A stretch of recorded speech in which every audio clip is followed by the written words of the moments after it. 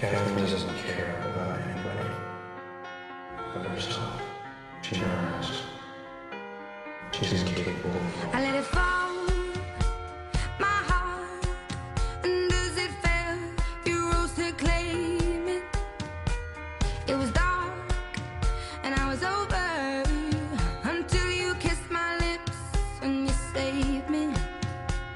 My hands, they were strong, but my knees were far too weak to stand in your arms without falling to your feet.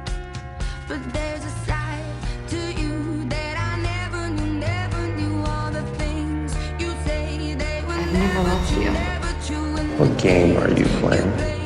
No rules, Stefan. Don't you remember? But I The rules.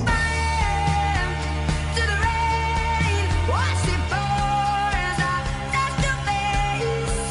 When it burned, well, I cried 'cause I heard this scream.